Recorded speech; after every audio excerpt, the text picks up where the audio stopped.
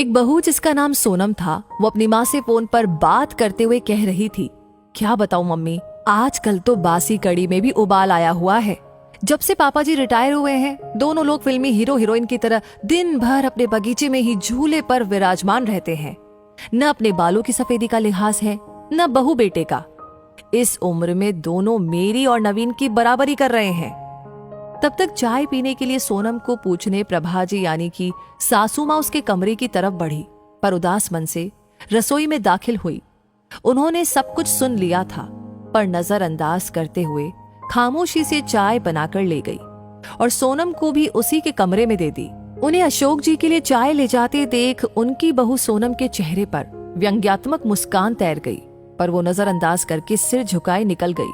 पति के रिटायर होने के बाद कुछ दिन से उनकी यही दिनचर्या हो गई थी। अशोक जी की इच्छानुसार अच्छे से तैयार होकर अपने घर के सबसे खूबसूरत हिस्से अपने पेड़ पौधों के साथ बैठना, क्योंकि सारी उम्र तो उनकी बच्चों के लिए जीने में ही निकल गई थी।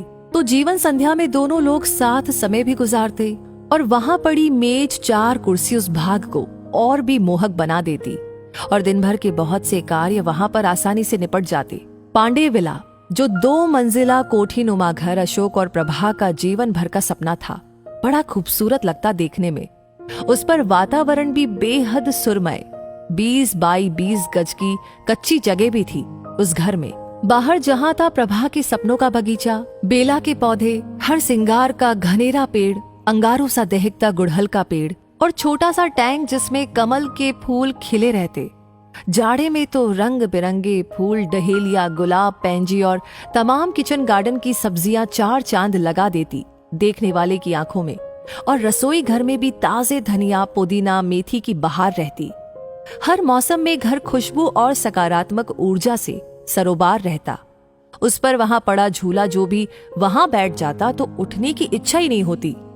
जाड़ों में वही तसले में आग जलती और भुने आलू शकरकंद के मजे लिए जाते, तो बरसात में सुलगते कोयलों पर सिकते भुट्टे स्वर्ग के आनंद की अनुभूति करवाते। अशोक जी ने वो जगह छुड़वाई तो प्रभा और अपने लिए कमरे के लिए, लेकिन संयोग ऐसा बना कि जिम्मेदारी ने उन्हें उस जगह का इस्तेमाल ही नहीं करने दिया। ऐसे में प्रभा ने अपने खाली समय और उस खाली जगह का इस्तेमाल इस बुद्धिमता से किया कि वो कोना घर की जान बन गया। उनका पूरा खाली समय वहीं पर बीत जाता। अब उन्हें उस जगह कमरा न बना पाने का मलाल भी न था, पर प्रभा को अरमान था घर में झूला हो तो अशोक जी ने उसे वहां जरूर लगवा दिया। पेड़ों से लगाव कुछ ऐसा हो गया कि फिर दोनों में से किसी की इच्छा उनके स्थान पर कमरा बनवाने की हुई ही नहीं। पर वो और अशोक कभी एक साथ उस जगह कम ही बैठ पाते।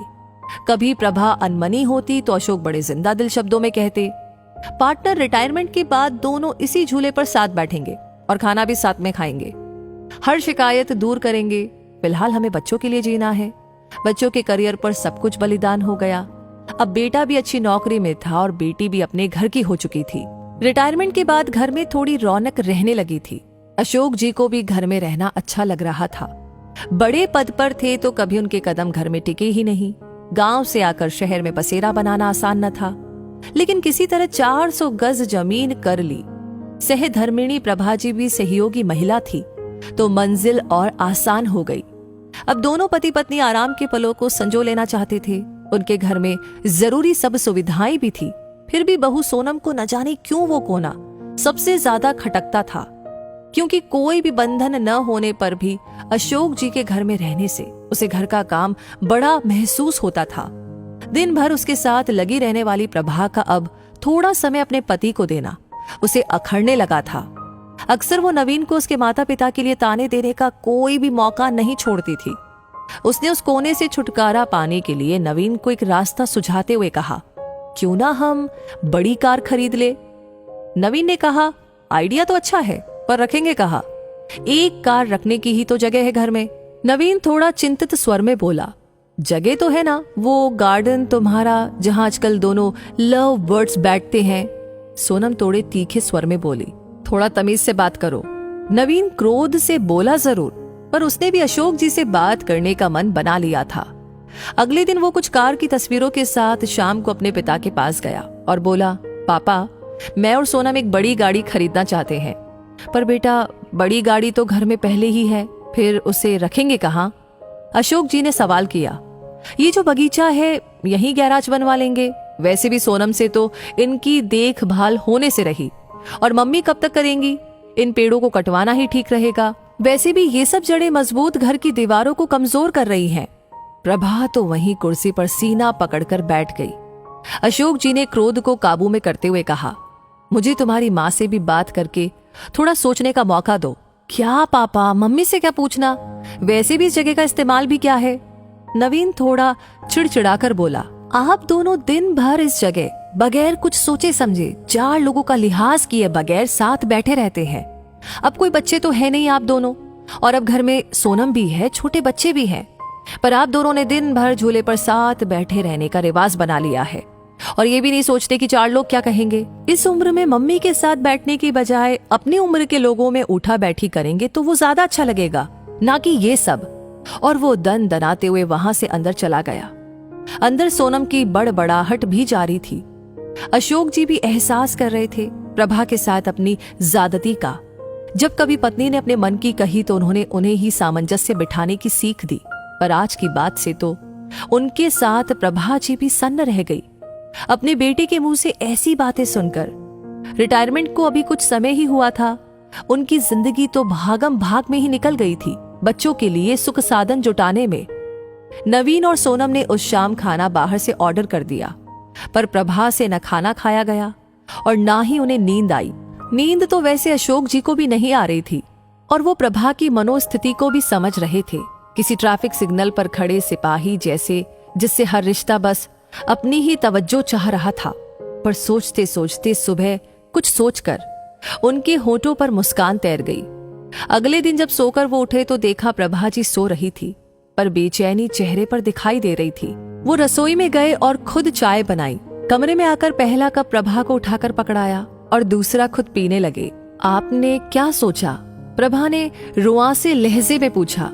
मैं सब ठीक कर दूंगा, बस तुम धीरज रखो, अशोक बोले। पर हद से ज्यादा निराश प्रभा उस दिन पौधों में पानी देने भी न निकली और न ही किसी से कोई बात की। दिन भर सब सामान्य रहा, लेकिन शाम को अपने घर के बाहर टू लेट का बोर्ड टंगा देखकर नवीन ने भौचक के स्वर में अशोक से प्रश्न किया, पापा माना कि घर बड़ा है, पर ये टू लेट का बोर्ड किस लिए? अगले महीने मेरे स्टाफ के मिस्टर गुप्ता रिटायर हो रहे हैं, तो वे इसी घर में रहेंगे, उन्होंने शांतिपूर्ण तरीके से उत्तर दिया। हैरान नवीन बोला, पर कहां? तुम्हारे पोर्शन में, अशोक जी ने सामान्य स्वर में उत्तर दिया। नवीन का स्वर अब हकलाने लगा था। और हम लोग? तुम्हें इस लायक बना दिया है तो 2-3 महीने में कोई फ्लैट देख लेना या कंपनी के फ्लैट में रह लेना अपनी उम्र के लोगों के साथ। अशोक जी एक एक शब्द को चबाते हुए बोले, हम दोनों भी अपनी उम्र के लोगों में उठे बैठेंगे।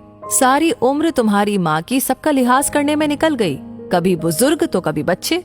अब लिहाज की सीख तुम सबसे लेना बाकी रह गया था।